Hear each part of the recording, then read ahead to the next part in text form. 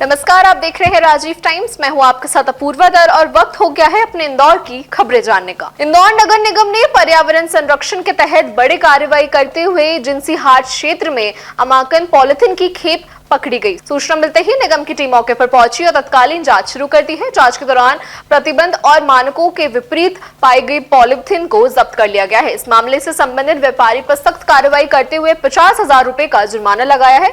नगर निगम अधिकारियों ने स्पष्ट किया है कि शहर में प्लास्टिक प्रतिबंध का सख्ती से पालन कराया जाएगा और नियमों का उल्लंघन करने वालों के खिलाफ सख्त कार्रवाई भी जरूर होगी। उन्होंने नागरिकों और व्यापारियों से अपील की है कि पर्यावरण को सुरक्षित रखने के लिए साधनों का उपयोग करें। कई कार्रवाई स्वच्छ और हरित शहर की दिशा में एक महत्वपूर्ण कदम बताया जा रहा है।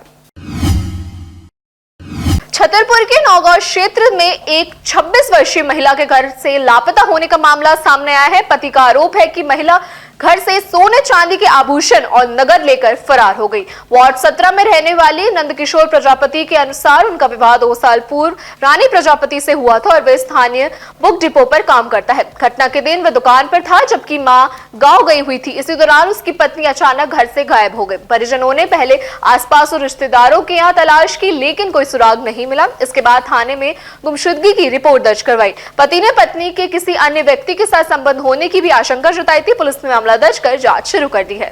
मेरी घटना ये घट गई कि मेरी जो धर्म पत्नी थी, मैं यहाँ दुकान पर काम करता, मेरे 4-4:30 बजे मेरे पास फ़ोन आया कि आपके घर पर कोई नहीं है, गेट खुले डले हैं। तो मैं आया तो मैंने देखा तो वो जेवर मेवर लेकर पैसे लेके भाग गई है। कितना जेवर था? जेवर था अपना 10-12 लाख के करीब। और कैश कितना था? 80-90 हज़ार रुपये रखे थे सर। क्या नाम था पत्नी का था रानी प्रजापति। क्या मानसिक रूप से डिस्टर्ब थी? नहीं, बिल्कुल। क्या कारण रहा? कोई भी कारण नहीं है। जी लगता है कि उनका किसी से प्रेम प्रसंग चलता रहा काफी समय से, तो उसके साथ हमें शंका है कि वो भागी हैं। उनके माँ के पक्ष का उसमें पूरा हाथ है।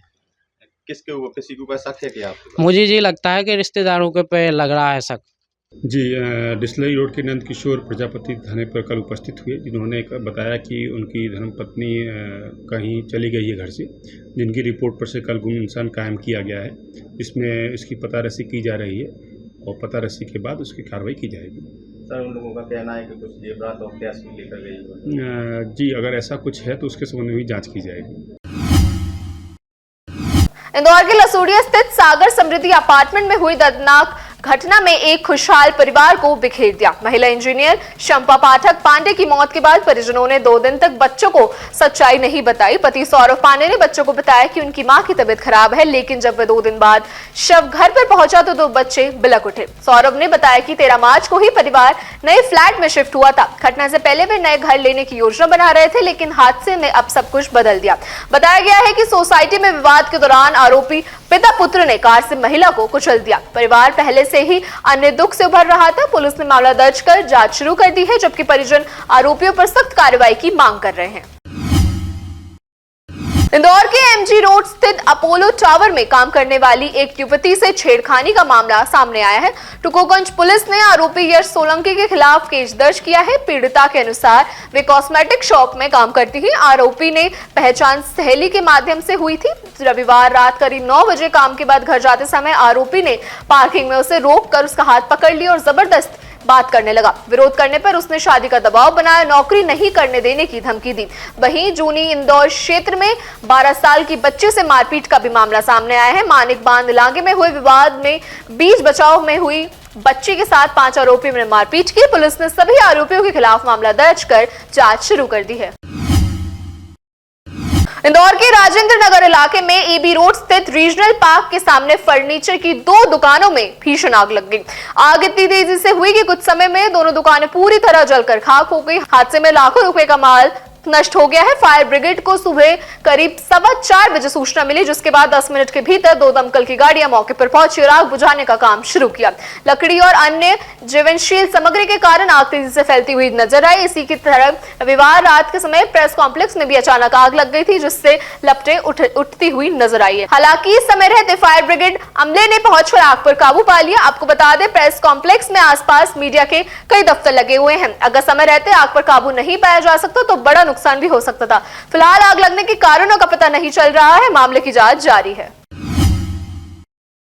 इंदौर में मौसम का मिजाज लगातार बदल रहा है। दिन के साथ रात में भी गर्मी का असर महसूस हो रहा है। मौसम विभाग की माने तो पश्चिमी हवा और बादलों की मजबूती के कारण ये तापमान बढ़ रहा है। विशेषज्ञों का कहना है पश्चिमी विभूषण और हवा के बदलते रुख के कारण आगामी दिनों में बादल छाए रहेंगे। बंगाल की खाड़ी और अरब सागर से आ रही नमी के चलते मौसम में उतार चढ़ाव बने रहेंगे, जिससे रात का तापमान अधिक रहने की संभावना है। आपको बता दें रविवार को अधिकतम तापमान 35.8 डिग्री सेल्सियस दर्ज किया गया, जो सामान्य से 1 डिग्री ज्यादा है।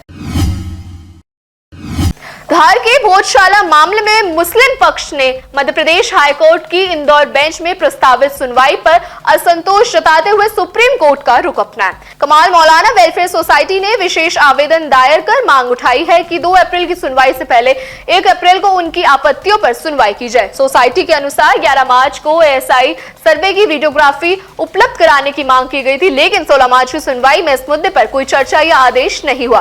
मुस्लिम पक्ष का आरोप है कि उनकी आपत्तियों पर उचित विचार नहीं किया गया। साथ ही सोसाइटी ने यह भी कहा कि संबंधित याचिका सुनवाई योग्य नहीं है, फिर भी उस पर आगे बढ़ा जा रहा है। इस मामले में सुप्रीम कोर्ट के निर्णय पर अभी पक्षों की नजरें टिकी हुई हैं। इंदौर शहर से जुड़ी ऐसी तमाम खबरें और जानकारी सबसे पहले और सटीक पाने के लिए देखते रहिए राजीव टाइम्स।